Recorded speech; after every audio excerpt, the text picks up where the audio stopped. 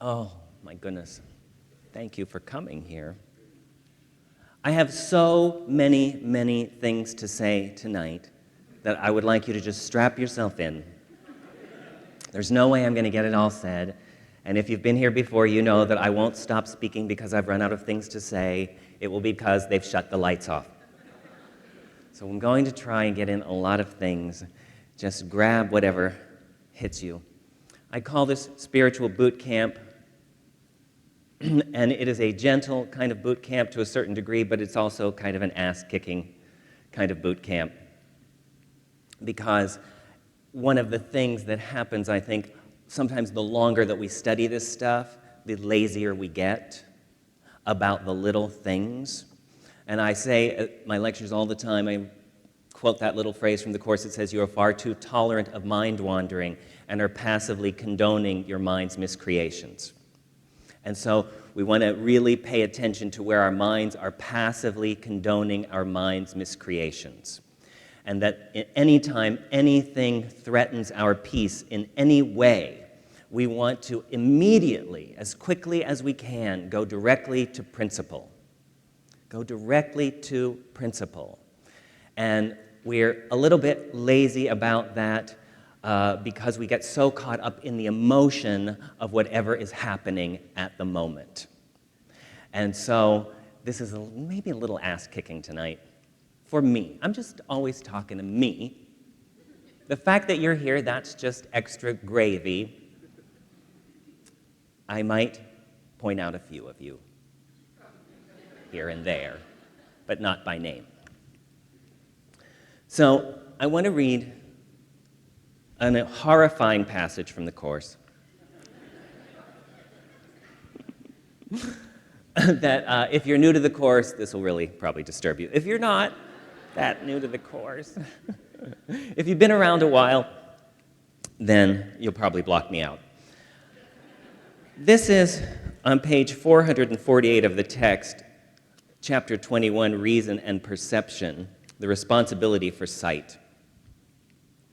I am responsible for what I see. I choose the feelings I experience, and I decide upon the goal I would achieve. And everything that seems to happen to me, I ask for and receive as I have asked. Deceive yourself no longer that you are helpless in the face of what is done to you. Acknowledge but that you have been mistaken, and all effects of your mistakes will disappear. It is impossible the Son of God be merely driven by events outside him. It is impossible that happenings that come to him were not his choice. His power of decision is the determiner of every situation in which he seems to find himself by chance or accident. No accident nor chance is possible within the universe as God created it, outside of which is nothing. So that's not at all ambiguous. It says everything, and I am totally responsible for everything. So that's not like I'm 99% responsible and then there's their part. It's I am totally 100% responsible. Now, where this starts to get people tripped up is getting stuck in why. Why? But why is this happening? Why? And I'm going to do you a huge favor and just say, just eliminate that word from your vocabulary altogether. Because really, for the most part, the point is not why did such and such happen. It's now that it has happened, what am I going to make of it? Now that this has happened, what will I make of it? Because it is from that moment forward that you move your trajectory. And if you keep moving in that direction, then you don't keep repeating the past over and over and over again, and you don't have to worry so much about why. I mean, we know enough now, we've had enough therapy to realize that figuring out why didn't really help you that much. We used to think if you figured out why, then you would stop. But what usually happens is now that you've figured out why, you keep doing it but feel bad. Because you know better, supposedly. Right? And so, There is a common denominator in every tragedy and upset in your life. You were there. Right at the center of it, who's right there in the middle of the drama every single time? So the Course is saying, I'm responsible for this. I'm not. Now, when the Course says decide, those decisions are not made consciously. And we talked about this last week when we read that little portion of the Course that says decisions are continuous, but it takes some practice to realize when you're making them. So these are subconscious decisions, and they're not exact decisions. They're more generalized vibrations of thought. Right? We are thinking creatures, really means we are vibrational creatures. We are sending out thought. And thought, the Course in Miracles says, all thought creates form on some level. And we know enough about the brain now to know why that is even scientifically true. That our thoughts create these proteins, and these neurons are firing, and they're creating like these trees, and all of these patterns of thought are creating structures in the mind. And so the more we think something, the more those structures are built up in the mind. So one of the things that the Course in Miracles says is, you don't most effectively teach a child by saying, don't do this. You most effectively teach a child by telling them, do only this. So, you've heard Marianne talking recently about life as being like this GPS system, this internal guidance system that we have. So when you are in your car and you are suddenly off the road, in the woods, lost hopelessly, you don't sit there and refuse to program the GPS saying, first, I need to know why I'm lost. I would like to know whose fault this is. Why I keep doing this. Everybody else gets to go where they want to go. Why can't I ever get to go where I want to go? Why am I always the one in the ditch? What is wrong with me? I told you we should have turned right back there. Right? You just program the GPS for your new destination. And that is done with thought. Right? You think a different thought. That's why this movement, A Course in Miracles falls sort of under the broad category of new thought. New thought. I remember Marianne and Morrissey saying, this movement is called New Thought, but when's the last time you had one? Most of us just keep thinking the same fucking thoughts over and over and over and over and over again. When's the last time you had a new thought? Most of our thoughts are just repetitive. So to go in a new direction, we have to have a new thought. And early on in the Course in Miracles, it says, study these thoughts. Very early on, it says, study them. Don't just read them and put them aside. Marianne's saying here all the time, if you treat these ideas like toys, they will have the effect in your life of toys. If you treat them seriously, they will have a serious effect in your life.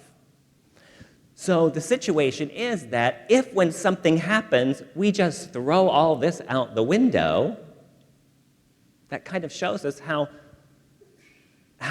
far off we have gotten from really disciplining our thoughts. And that's really why the workbook of the Course in Miracles is described as a mind training. We can sit in rooms like this for 20 or 30 years.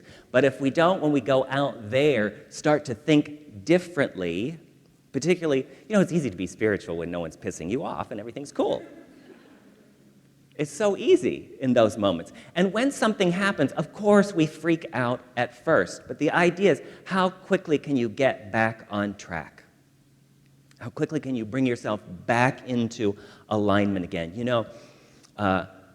Years ago when Louise Hay was here in town and she was doing the hayride, and at the same time Marianne was doing her lectures several times a week, they were saying very similar things in that when you would start at the beginning of the hayride every week, Louise would say, we are not here to play Ain't It Awful. We are here to take a positive approach.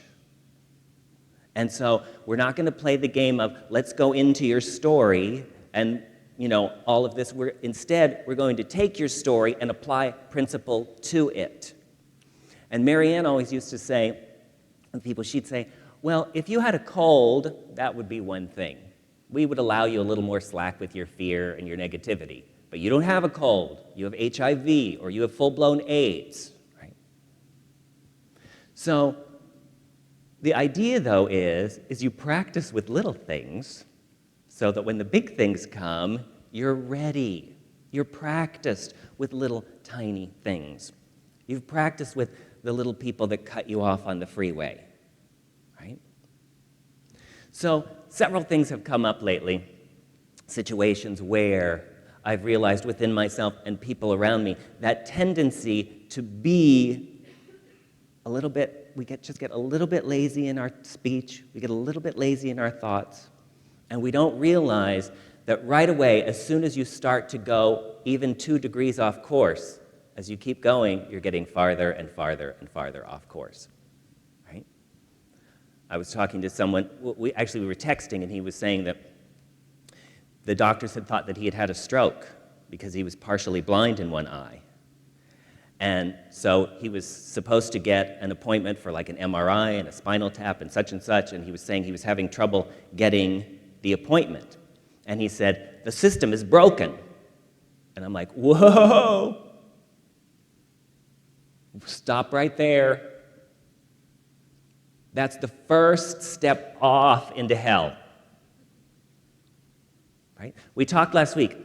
Pain is a normal part of life. Suffering is your story about your pain.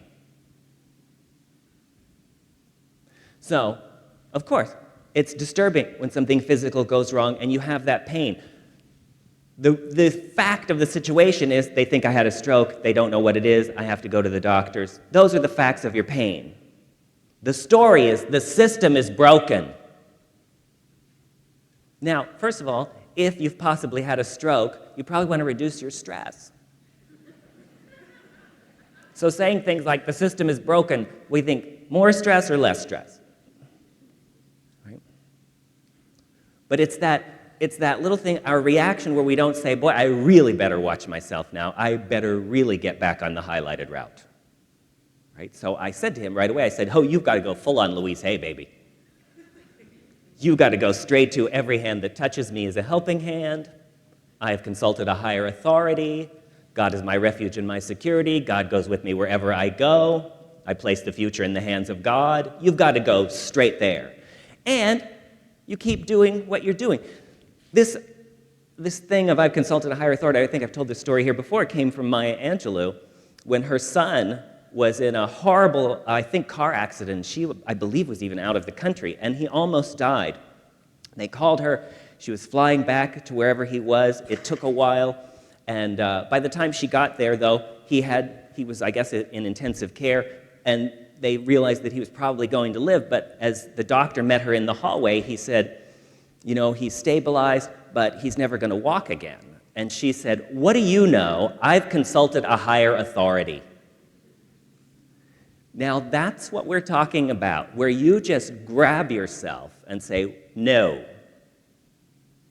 Now, she didn't take him out of the hospital and say, I'm just going to heal him with prayer. She just said, you do your part, and we'll do our part. We'll leave to God what is God's.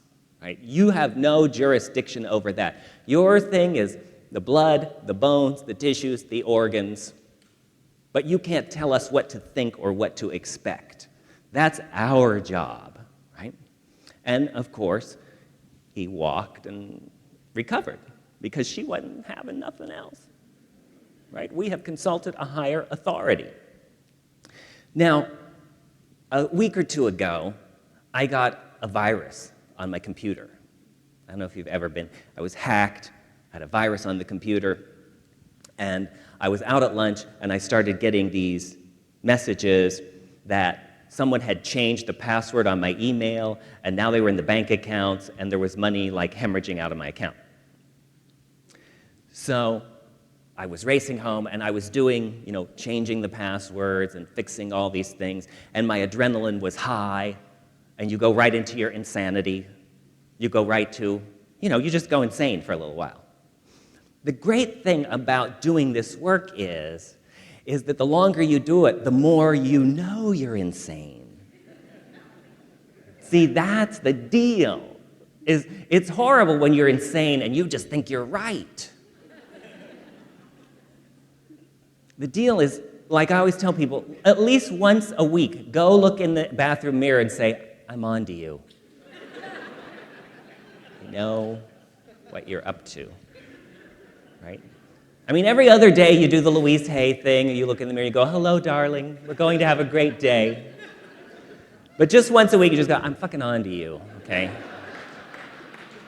Know what you're up to. So for a while, my adrenaline was very high, and I was making all these calls, but then I realized truth, right? God is my refuge and my security. Now, let's be clear about what that means. Because what I realized in that moment was, this is totally hopeless. I'm here to teach you hopelessness. Last week, I taught you about demotivation and letting go of your ambition. This week, it's all about hopelessness. Just breathe in the hopelessness. It's so fabulous. See, the problem, there's no hope in New Thought. There's no hope in New Thought. When you pick up the stick called hope, one end is hope and the other end is hopelessness. And hope leads you to hopelessness. You might as well just start there. Because what hope is it's just an ego attachment to the future. Because the hope is, I'm hoping I'm going to get what I want. I'm hoping it's going to turn out the way I need it to turn out in order for me to be happy. But that's not what we teach. That's not what we believe. We believe that everything is held perfectly in the hands of God right now, exactly the way it is, even if they take all your money. The lesson, God is my refuge and my security, means it's not your fucking money that's your refuge and security. But if you worship a false god, that's an idol in Course in Miracles terms. The Course in Miracles says, when you worship an idol, you will weep every time that idol falls, and idols always fall. They're built to fall. We talked about this last week, this whole thing of whatever you put your faith in that is physical will disappoint you and let you down. It's hopeless. So I realized my due diligence is to change my passwords and put the firewall up and all that stuff, but it's hopeless. If they really, really want your money, they're going to get it. And if your peace comes from them not getting it, you're in hell even if it's totally protected because you live in fear all the time. Right? It's the arrogance of the ego thinking that it's in control of things. That's why my journey is to make me feel good with spiritual truth. Recognizing that I was born with no pockets. That means everything that I have right now was generated from out of nowhere a long time. It's all passing through. Remember, Earth is nothing more than a big temp assignment. You're issued a cubicle and some shit to use, but you're not going to take any of it with you. Not this body, not the car, not your children, nothing. You're not going to. It's just part of the temp job, right? So when you get that place, oh, God is my refuge and my security, not this thing. So I've got to stand in that all the time. That's where my peace comes from, is knowing that things will come and go, and that has nothing really to do with my peace or happiness unless I say it does. Right? Then if I say it does, then it will. I mean, particularly in Los Angeles. I live here in Los Angeles, and I love this town. I love this crazy, fucked up town. Because it is so clear here. I mean, we have such examples of the recognition that getting everything that you want doesn't lead to happiness. If you were sane and you got everything you wanted, then you continued on being sane. If you weren't quite stable before, then you're going to be super unstable after, because now you have crazy and power. Right? Now you have crazy and money. Right? So it's a wonderful for us to look and say, why do I believe so many of these lies when it's clear over and over and over and over and over again that my happiness is based on my inner thought life? And that's why that workbook is all about training the mind to think differently. Right? So I had to grab myself, go to that place again of, no. God is my refuge and my security. Things always work out for me. I always have what I need. I do my part, and whatever's going to happen is going to happen. What I always teach people is your only job is to show up on time, prepared, doing what you said you were going to do with a good attitude. The rest is none of your business. The rest is trying to control things which are completely impossible to control. It's just, I can only control me, and just barely. I'm practicing every day. I practice certain thoughts every single day, and I get better and better and better at it. But the point is that I cannot control what other people are going to do and are going to say. But when I think right, that emanates from me. I talked last week about how we can't have peace on earth ever because that would mean there was no contrast anymore. But if I become truly peaceful, my world can be peaceful. It emanates from me. Whatever I am. My friend Zan sent me a link to I think it was on YouTube, and it was an interview, I think, between Charlie Rose and the guy who started TED Talks. And in this interview, I didn't actually get to watch it, but I've read the blurb of it. They were talking about what he called mirroring neurons.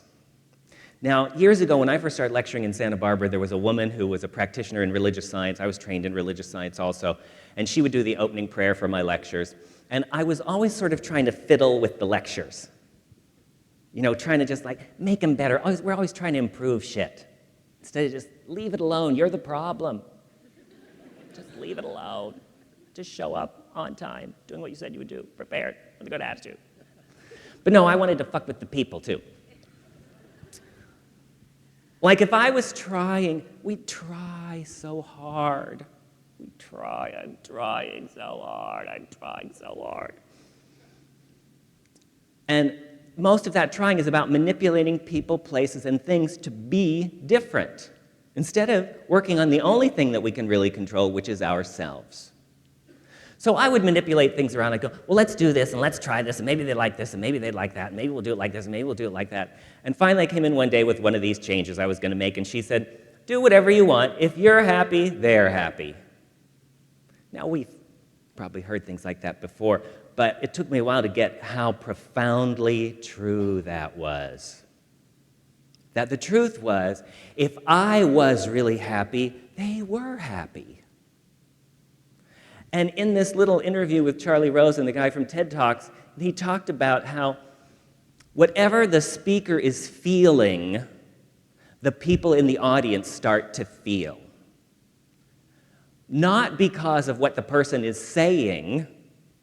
That's why you can be saying one thing but feeling something else, and they will feel what you're feeling. And so what they were saying was it fires off these mirroring neurons in your brain, and it awakens that same place within them. The way the Course in Miracles says that is if your ego speaks, the other person's ego will answer. If the Christ in you speaks, the Christ in them will answer. It's the same thing. If I'm peaceful, then I awaken the peaceful place in other people. If I'm coming from chaos, I'm awakening the chaos in other people. That's why the greatest thing that we can do is to be joyful ourselves, to be happy ourselves, to be peaceful ourselves. You teach whatever you demonstrate, not what you talk about.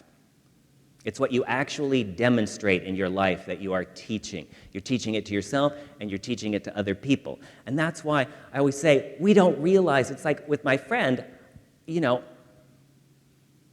I heard him, and he didn't hear himself, because that's how we are. You don't hear yourself. I don't hear myself a lot of times. Until later on, I'll go, what did I say that for? That's a terrible affirmation. The system is broken. That's a terrible affirmation. Somebody came to me the other day, and he said he had been up somewhere walking his dog, and the police had stopped him and said, oh, you can't go up here because your dog needs identification. And he said to me, what is this world coming to? And I was like, first step into hell. As soon as you start to look at the outside and say, this is determining my happiness and my unhappiness today.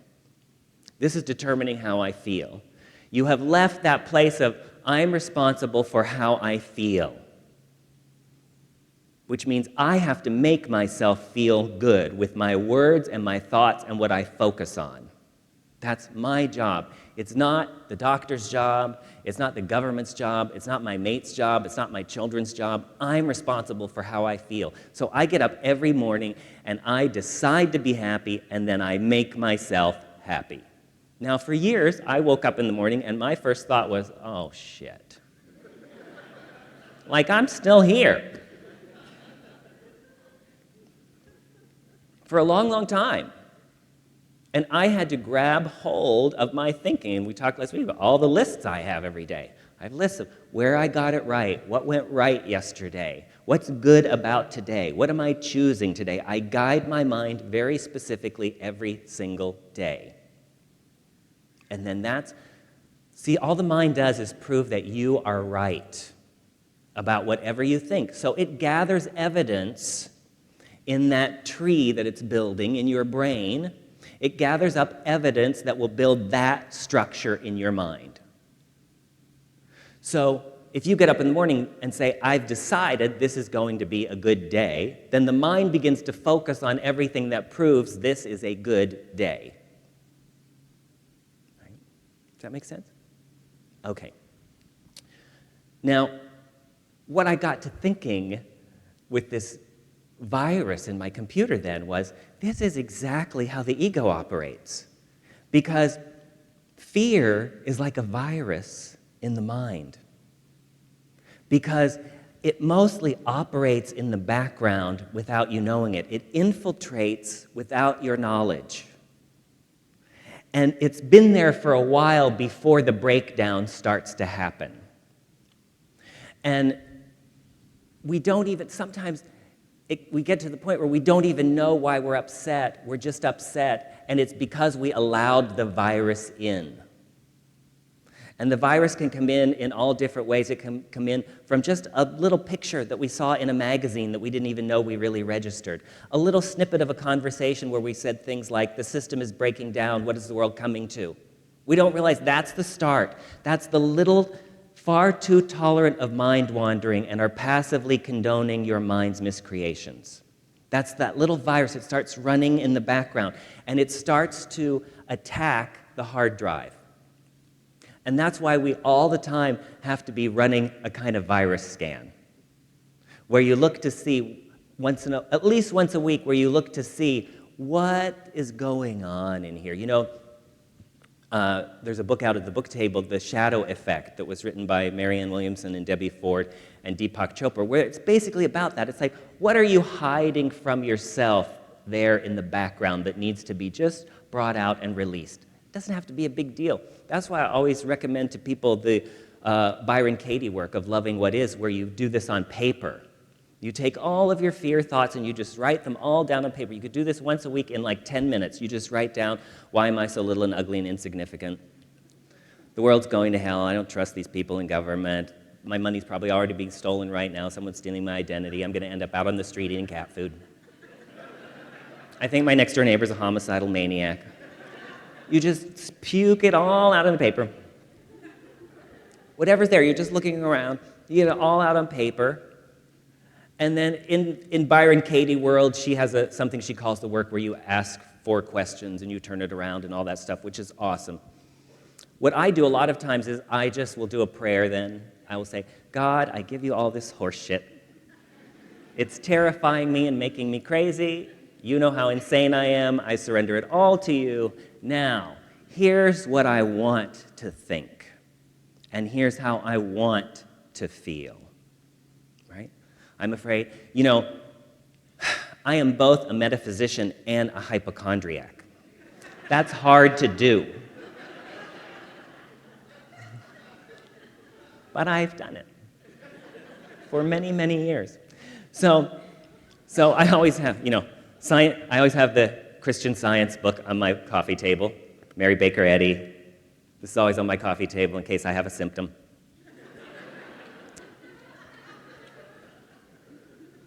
So I can pick it up.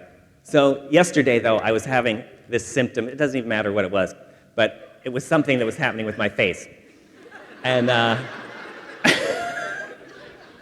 so here I am on the sofa, and there's the Science and Health with Key to the Scriptures, but there is also my iPad. So I did the thing I tell people to never do. I Googled my symptoms.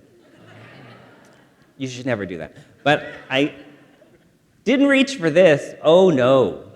Reach for the iPad. I will just Google that. So, when you Google your symptoms, then all these bulletin boards come up, people who've said that. And so I'm reading all these things of people saying, oh, that happened to me, and I had this, and I had a CAT scan, and I did this, and I did that, and they didn't know what was happening, and blah, blah, blah. And it all seemed sort of benign.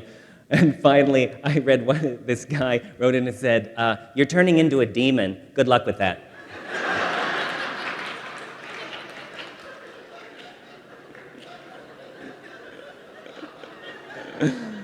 I'm like, that was the Holy Spirit, for sure.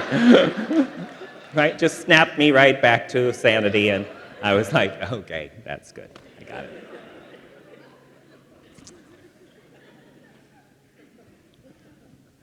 But so it's those little things. The fear comes up, and then we react, and we're off and running into hell. So it is this constant practice of this inner life and this inner dialogue that we're having all the time.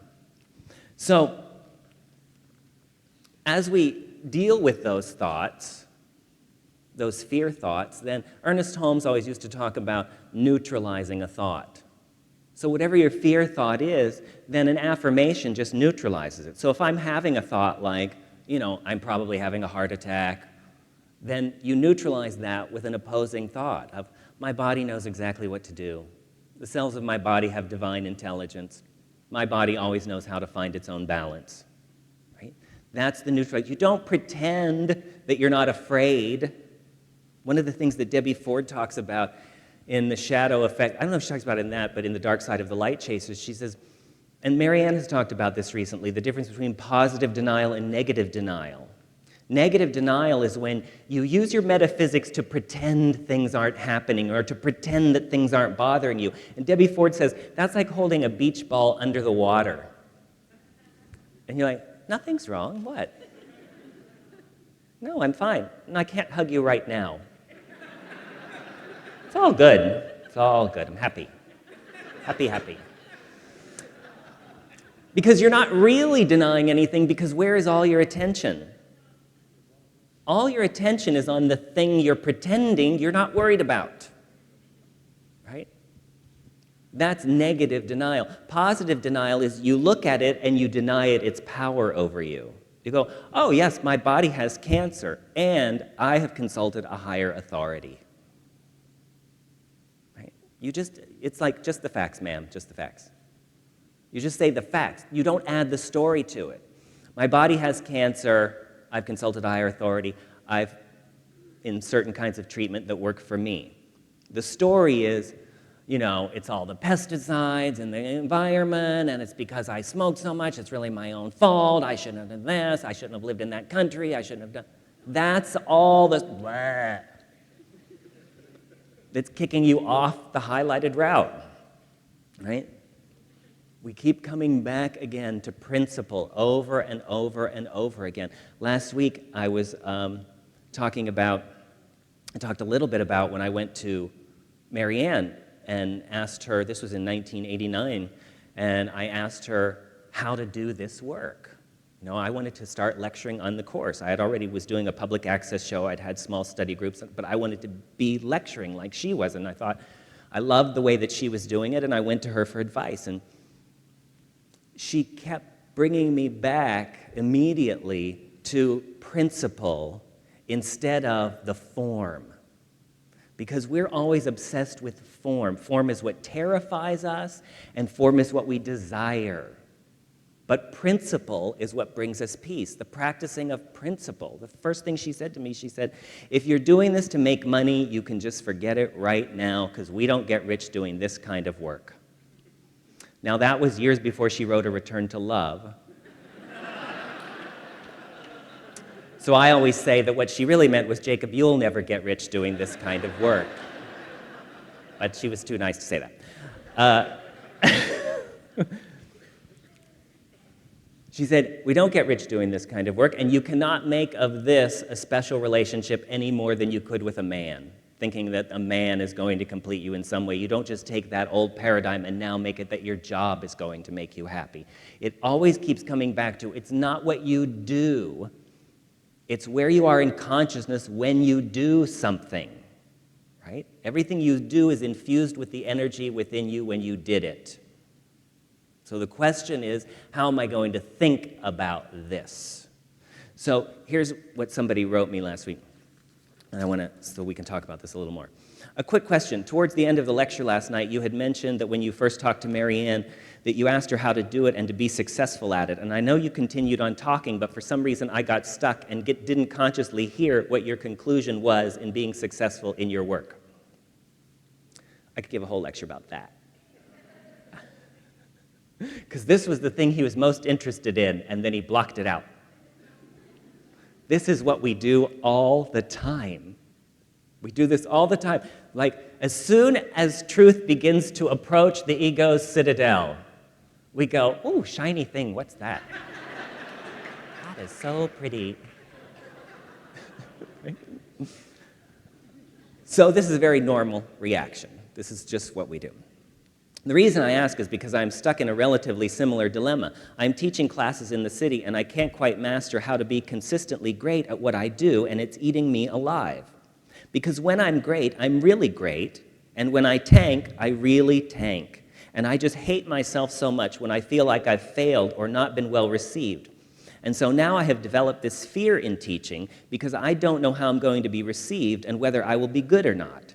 I see I put too much validation in what others think of me, and based on others' thoughts, I am able to have a good day or a bad day. I try so hard, and I remember you mentioned how when we try harder, we fail more, and that resonated too. Does that mean I stop trying to force it, and if it still doesn't work, that this job isn't for me? I would love your advice in how I should be thinking about this so I can shift out of this fear-based perception and get into enjoying what I do again. So that makes sense. I mean, many of us have had experiences like that in one way or another.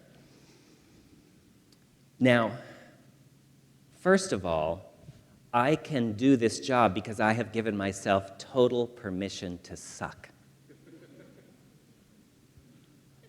I am not trying to get followers or to impress anybody or even to do a good job. In fact, I'm probably the worst teacher in the world. Because I don't do it the way you're supposed to. You're not supposed to use this kind of language in a spiritual group. You should have a point. Ought to be a topic. Right? I mean, there's all kinds of ways in which I'm doing this exactly the way you're not supposed to do it. But what I am doing is having a fucking fabulous time.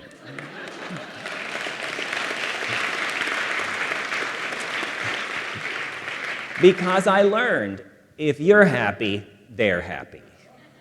So I show up and give myself a really good time.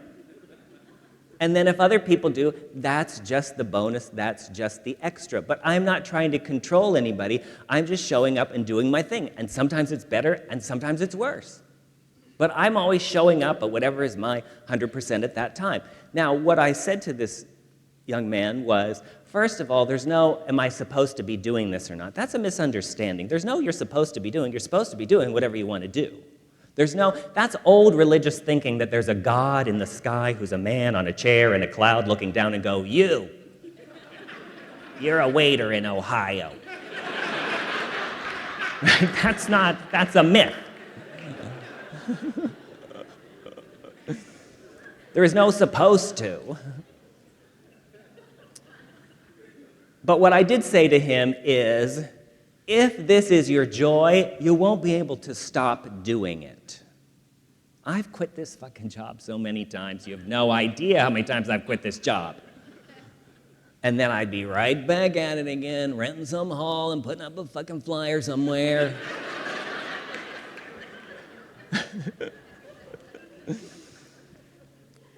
So there's no you're supposed to or you're not. If it's your joy, then you're going to find yourself back at it over and over and over again, whether you make any money or not. Right? And that's what I said to him was, just what Marianne had said to me, you've got to forget about doing it for the money. First of all, again, in this town, a lot of people know that something that you started doing for joy, as soon as you tied money to it, it sucked all the joy out of it. Right? When you get back to doing it for the right reasons, then you'll be happy whether there's money or not. You can be happy and be extremely rich and extremely famous doing it if you're still doing it authentically for your joy and not to get the money and the fame, right? And that's what Marianne was telling me at the time. Now, those of you who were here last week, I told a little bit of the story about the beginning of the course. Would you like to hear how Marianne started lecturing? Okay. Because I don't think she tells you stuff like this. So a little bit of this is in A Return to Love, where she talks about how she discovered the course and how she was living in New York at the time, and when she first saw the books, she picked it up and saw all the Christian language, and it turned her off, and she put it back down, and then a year later, she was so miserable that when she picked up the book, she didn't care about the language. Well, somewhere around that time, when she started studying, she wanted to get a set of the books for a friend of hers. Well, at that time, you couldn't get the course in bookstores and things like this. This would have been probably in 1978 or 79 or something like that. And so she said that Bill and Judy Scutch, who were the publishers of the course, they sold the books out of their apartment on, I think, Park Avenue West, I think. And she said, I looked at the address on the books, and I saw that they lived just a few blocks from me, so I called and went over to buy the books. And she said, when I got to their apartment, I was so overcome with gratitude for this teaching and everything that it was doing in my life that I said to Judy, if there's ever anything I could do for you, if I could ever be of any help in any way, I would love to help you. And she said, Judy Scutch said to me, I've been waiting for you.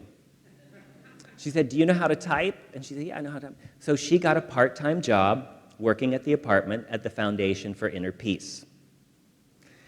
Then several years later, Marianne had moved to Los Angeles. She was working, I think, as a waitress she was working as a waitress and also doing part-time secretarial work, but she went to the Philosophical Research Society to apply for a secretarial job, and the woman at the Philosophical Research Society saw on her resume that she worked at the Foundation for Inner Peace and asked her, could you give a lecture on the course? Could I give a lecture on the course? Sure. So she gave a lecture on the course in their room to what at that time were like, little old blue-haired ladies, served them ginger ale on a Saturday morning. And it went so well that they asked her to just keep going and just do these Saturday morning lectures on the course. And she did that for, I think, a year or so before she eventually moved to the Methodist Church on Highland and Franklin in their little sanctuary. Not in the big chapel, but the little sanctuary. And I'm sure you've heard her tell this story before, that then, about that time, was when the first wave of AIDS hit. And that really affected her work a lot because there were not a lot of churches and places that were talking directly to that experience. And she was, and Louise Hay was. And that was really the beginning of her work. And the point of that story is that it started from complete innocence and the idea of, I love this so much and I just want to share it with people. And it came from that principle. What's your motivation for doing something? Why are you here doing this? If you're doing it to get something, a get mentality is not a receptive mentality. If what you are registering to the universe is that you are here to get something, then what is reflected back to you is the universe getting from you. And it will. But if you are showing up in a situation and you're there to give and receive, that is what the universe reflects back to you, a giving and receiving. That's why the Course makes a real distinction between paying and getting and giving and receiving. But the power and the vibration of those words are very different when you're there to pay and get, or you're there to give and receive. And that was the purity that she was telling me about that day when she said, if you're doing this for money, it's another special relationship, it won't last, you won't be happy in it, you might as well forget it right now. And I didn't make money at this for a long, long time, even though after a few years I was able to make a living doing it and not doing anything else. I lived very close to the bone for a long, long time. And I look at that now as like a really long training ground of me learning to keep letting go of all these false gods. All these false gods. Because what happens is we go into most situations trying to get our ego needs met. And as soon as we find out that they're not going to be met, we leave that situation. Or have you never done that? Was that just me? Right? But I couldn't stop lecturing even though none of my ego needs were getting met. I thought I'd at least get laid. Not once in 25 years. Nothing. No ego gratification at all. I was getting no money, nothing. Right? But then what happened was I found that the real reward was so much bigger than that. And the real reward was not, I'm one of the spiritual people that's helping people on the planet. Please, really. I think that you teach because you're super fucked up. Because that means you have to arrive at the lecture. You can't sit it out. You know, there's that Richard Bach, you teach best what you most need to learn. So I always say, when people go, oh, I'm sorry I couldn't come to the lecture, please don't be sorry. The only person that needs to be there is me. Right? That's the only person that I know for sure absolutely has to be at a lecture that Jacob Glass is giving is Jacob Glass. Because he's the one that needs it most. I always say I'm just like you, only worse. Right? I have to keep on this all the time, because I will backslide really, really fast.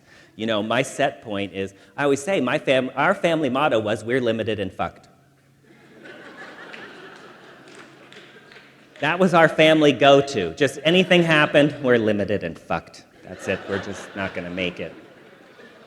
We are screwed. So it's taken a tremendous amount of work to neutralize that, to have a different go-to, right? To know that, oh, my happiness is not contingent on what's happening on the outside, it's contingent on what's happening within me.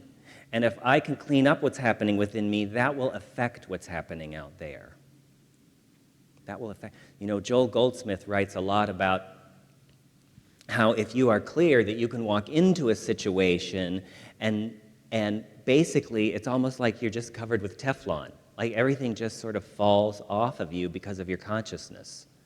And the more that I practice this, the more that I find that that's the case. You see, you take yourself with you wherever you go. When we try to escape a situation, you're taking yourself with you, which means you're taking your consciousness with you. And consciousness animates matter. The second that your body is dead, in physical terms, it starts to deteriorate. Because consciousness has been withdrawn from it.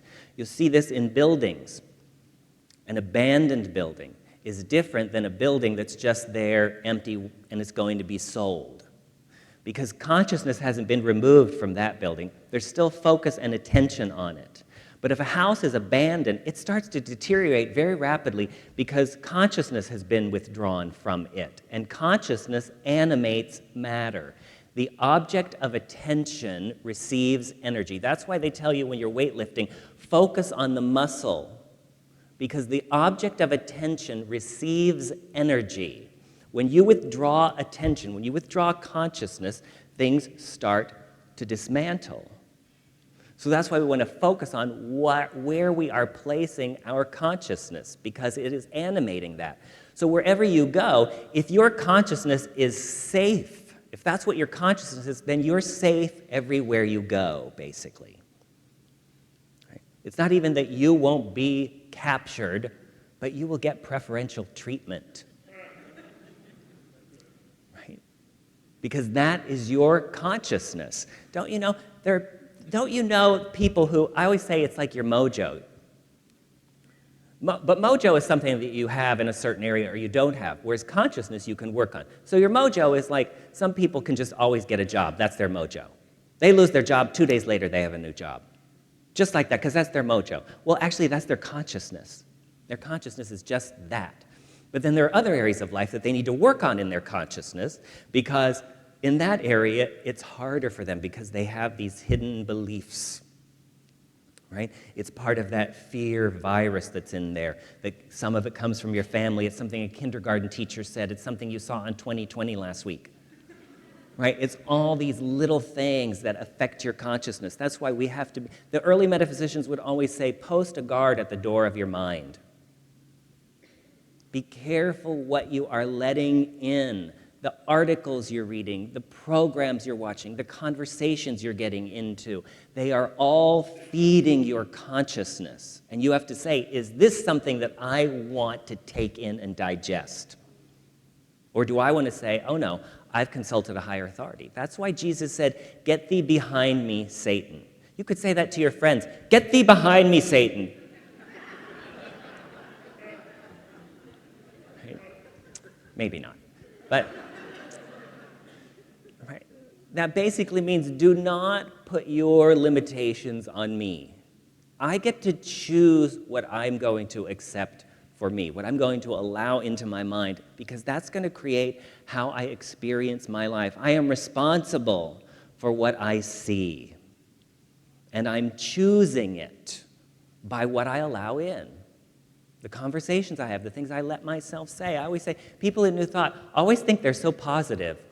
But if they would hear themselves, so often it'd be horrifying to just hear the offhanded little things we say all the time about how life just kind of sucks. Everything's just sort of shitty and unsatisfactory. We don't even realize we're saying it. I would say that's because it's like that fear virus that's in the background. It doesn't seem to have an immediate effect, but let me tell you, if every time you said some fear-based thing, a tooth fell out, you'd stop. I mean, most of us would just stop talking. I have nothing to add here.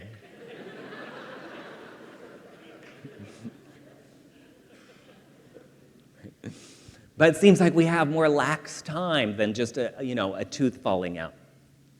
It takes longer for physical symptoms to start to show up or for relationships to start to fall apart. It seems to take a little bit more time, so we feel luxury in our negativity and in our fear. But that's the practice, the daily practice of looking and saying, what am I believing and how does that make me feel? Because I can change this a little bit at a time. You don't have to think the most spiritual thought anybody has ever thought.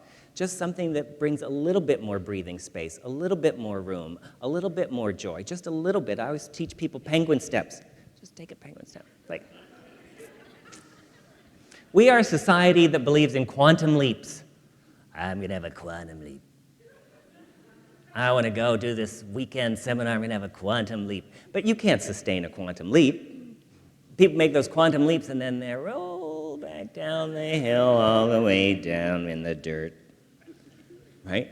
Because you haven't really built your consciousness to get there. You have an epiphany and then you don't have the wherewithal within to sustain that. But, if you've watched March of the Penguins, you see how they make it all the way across the Antarctic. If human survival had to do with penguin steps, there would be no people. They're carrying their eggs across the Antarctic with these little penguin steps, and then they have to go back again, and they come back again. It's like, humans, we would never do that. We would be like, I've been looking at that fucking tree for an hour. Wow, this is hopeless. Right? We're like...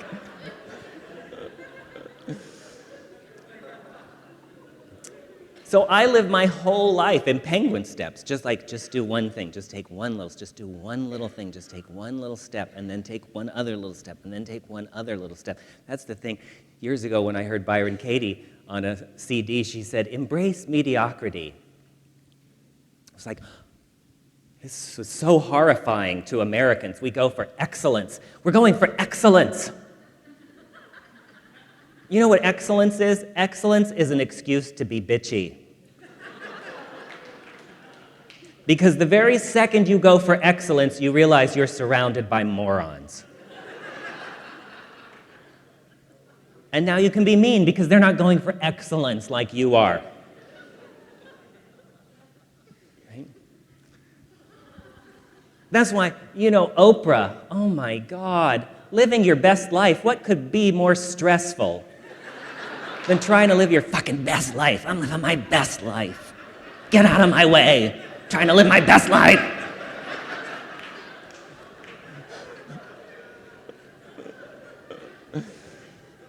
That's why she's eating so much now.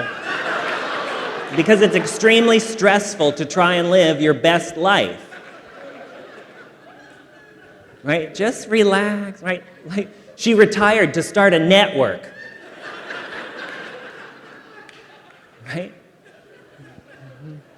It's the insanity of we all have to just do it the best and do everything. It's going to be so fucking amazing.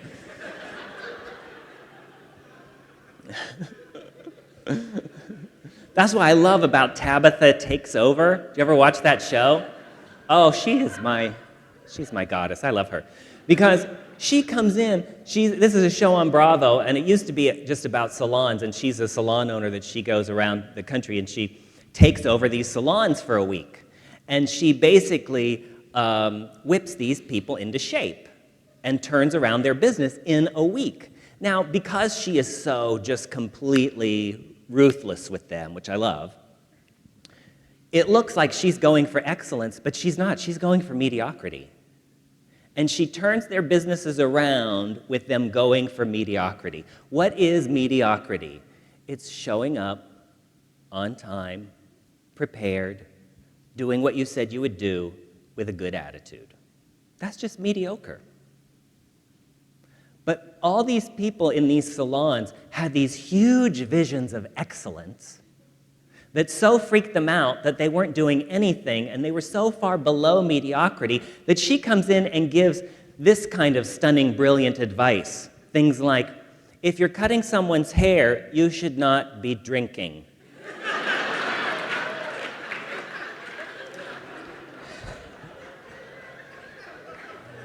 That outfit makes you look like a whore. If your dress is going to be that short, throw on some panties.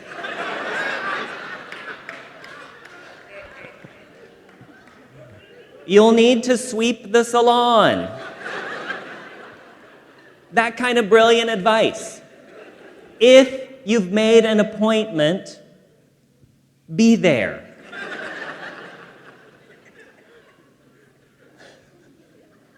Brilliant. She turns their lives all around with this just mediocrity.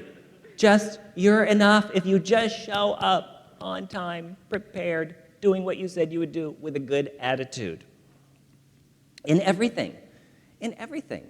So that's your job, that's your relationship. Show up in your relationship on time, prepared, doing what you said you would do, not with your shitty fucking attitude. Because I know you and we live together, and after all, you said that thing last year. Right? That it's amazing what you can achieve with penguin steps and mediocrity. You know why? Because everyone else gives up and turns around. I heard Terry Cole Whitaker say that years ago. She said, just keep showing up and eventually you'll rise to the top because everyone else quits and goes home. Why do they quit and go home? They find out they're not going to get their ego needs met. So when they get that place, oh, I'm not going to get rich doing this, or I'm not going to be, famous doing this, or I'm not going to be able to buy a house doing this, or that my mother's not going to finally approve of me if I do this. All those things, when you don't get that, most people stop because that was their motivation. They weren't doing it because there was something inside that was pulling them in that direction, right?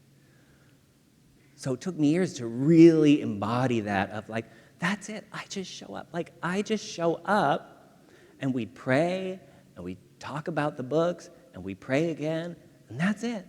You're done. That's it. But I used to get all more involved. Do you think they really heard me? Did it really change their lives? I want to know if it really helped them. That's right. That's like stalking. That's very stressful. Right? I said last week when I was here, you know, Marianne left me here, but I feel my only job is just to keep you alive till she gets back. That's my only job, is just keep them alive. Don't destroy them too much. Hand them back, right? But we just leap out into these huge, huge spaces when truth is so simple. It's just the small little steps, little steps, little steps, little steps. And then the problem with the ego is it wants to see huge growth. But you do see huge growth over time. You have to give yourself time. And that's why every single day I have those lists where I'm marking just the little things. Right? What's the little thing? Was I truly helpful today? You know, it's so fascinating, this question that this person wrote in about teaching, and now I've gotten nervous about teaching. Do you know that Bill Thetford, we talked about him last week, the co-scribe of the course, he had a real fear of public speaking, but in his job, not having anything to do with the course, but in his job, he would have to give talks sometimes because he was teaching and he was doing groups, and the backstory of the course is so juicy. You know, Bill had like CIA contracts and stuff, and so they typed the course on a CIA typewriter. I mean, it was all kind of stuff like that. So he would give like official talks and things, and he got very nervous. And one of the things that Jesus kept telling him, and this is in the course, as we said last week, it's generalized in the course, though, so that you don't realize, oh, he was saying this to Bill about this situation. But Jesus was always saying, Bill, you are so afraid of teaching, and it's inhibiting your growth. And Bill was very nervous about this talk that he was supposed to give, and so one of the very famous parts early on in the course was said directly to Bill about teaching, and it was this: I am here only to be truly helpful. I am here to represent him who sent me. I do not have to know what to say or what to do, because he who sent me will direct me. I am content to be wherever he wishes, knowing he goes there with me, and I will be healed as I let him teach me to heal. Well, we're supposed to do that in every situation of our lives. That was told specifically to Bill about public speaking. I'm here only to be truly helpful. But now we have the benefit of knowing that that's the purpose in everything. In everything. I'm here only to be truly helpful. One of my intentions every day, because I always have my daily intentions, is to be truly helpful. This is significant, this idea of truly helpful. That means not my idea of helpful. Have you ever, realized you were helping someone to death? I can't remember if it was Emerson or Thoreau who said, if I knew for a fact that a man was on his way over to my house to help me, I should run for my life. So many times when we're trying to help people, we're just making it worse because it's our idea of what they need and how they should be different and how they should so on and so forth. So my truly helpful is not what the Course calls a self-initiated plan of helpfulness. It is, just use me. I'm here. Just use me. I always say, my prayers have gotten so fabulously mediocre. They used to be really, oh God, I want to be used today and send me the right people and let me say the right thing and I really want to be helpful. I want to be part of the help for the blah, blah, blah, blah. And then after years of this, making myself crazy about it and trying so hard, it was like the Holy Spirit said to me, you know, God is just not that into you. You are like stalking God all the time, and just back the fuck up. Okay? Chill out a little bit. And I realized that I was so stressed out about it, and I was so like making such a big deal out of it, that then my prayers now are more things like, you know, Holy Spirit, I'm going to be shopping and getting a massage and making myself happy. If you can use me, you know where to find me. And the amazing thing is as I do that, I get all these emails and things from people of, oh, you helped me this and you helped me that, and so on and so forth. It's amazing. It's amazing. You know, I'm going to teach you something I teach my classes from time to time. It's a group thing. You'll have to say it along with me. It is, I will say it, and then you can say it with me, and that is, nobody wants my good advice. Nobody wants my good advice. Just take that with you in your life. It will help you so much to realize, oh, nobody wants all my good advice. That has shifted my life so much and brought me so much peace. Oh, nobody's waiting for a press release from me. And so now, even when people come to me for, like, if I'm out somewhere and people come for me, like, some people will find me.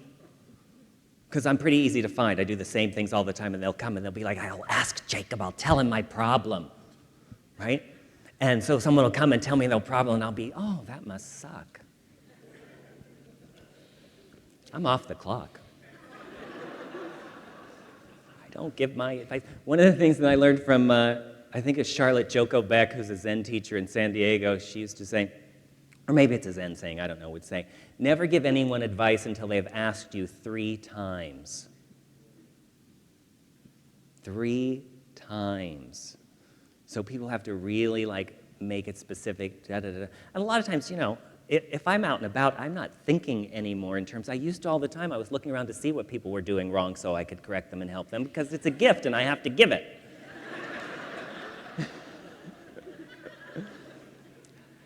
But now I don't, unless they're, you know, telling me, like, I really want, and a lot of times, because I'm not in that mode, I'm thinking, I don't know, I'm not sure, you know? Someone came to me, am I supposed to stop soon? Now or soon? 5 minutes from now. Oh, good, okay. Someone came to me the other day at Starbucks and said, what do you think, you know, I left my stuff out there on the table and somebody was going through it, and that happens to me a lot. People are always taking my things and blah, blah, blah. And I was like, dude, I don't know. But then, as soon as he left, then I thought, well, that's a horrible affirmation. People are always stealing my stuff. That's your story. Then that's your affirmation. Then that's what keeps happening, because that's what you keep talking about. That's what you keep saying. That's what you keep activating. And then it keeps happening. Right? But I didn't think about that till I was home. So that I could say it now to all of you.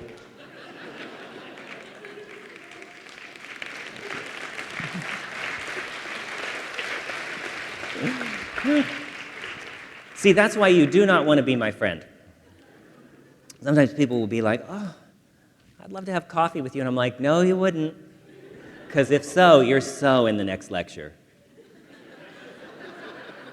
That's just how it works. You tell me something, and all of a sudden, it just comes out as a lesson. I want to say this before we break and take questions, because I forgot last time, that Marianne is going to be back next week. Let me see if there's something else to say. Thank you. I'm going to miss you, too. I'm not dying, I don't think, as far as I know. But I have a website, jacobglass.com. jacobglass.com. So I do lecture occasionally in Los Angeles. I live here in LA. I lecture monthly in Palm Springs, Santa Barbara, and San Diego. All of that information is on my website. I also have CDs and, you know, stuff like that. That's all on the website if you're interested in that. And then, you know, occasionally when Marianne is out of town, she has me fill in for her. But that's how all of that stuff goes. So should we do a quick prayer and then questions, or just go right into questions? Questions. Prayer. Let's do a prayer. Okay. Close your eyes, baby. We'll take a trip.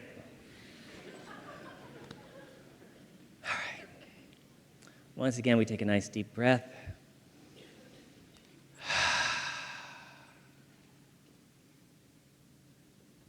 Once again, resting on that stream that carries us by the grace of God.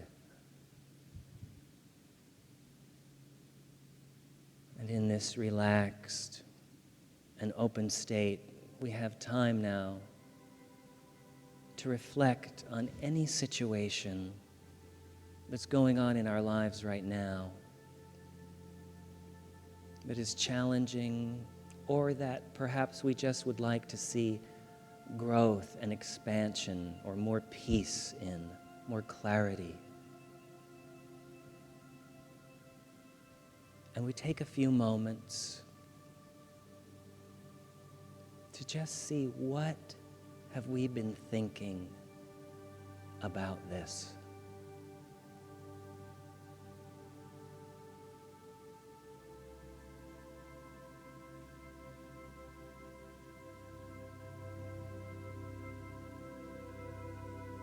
What are your dominant thoughts and feelings about this?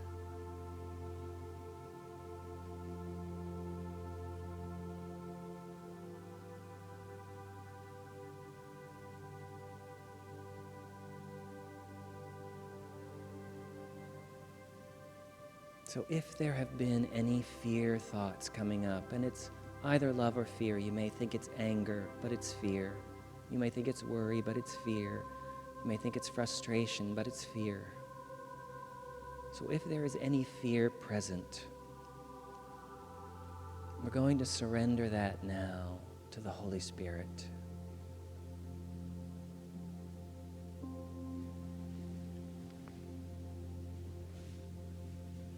We are erasing this particular fear virus.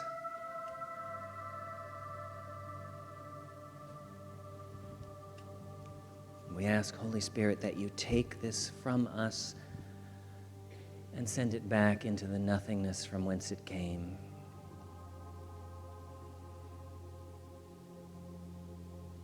And now tell the Holy Spirit how you want to feel about this, whatever this is.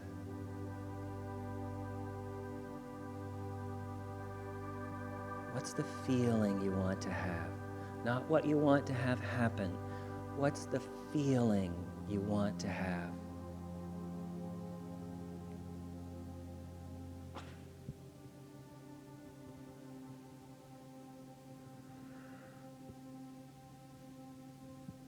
Now that is your intention. Now let's see if a thought arises that supports that feeling. What could you think that would support you in feeling the way you want to feel?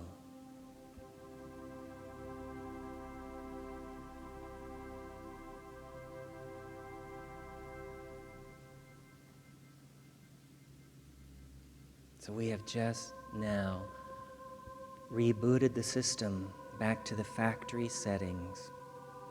And the factory setting is the perfect child of God. Strong, powerful, loving, lovable, centered, sane, with limitless potential.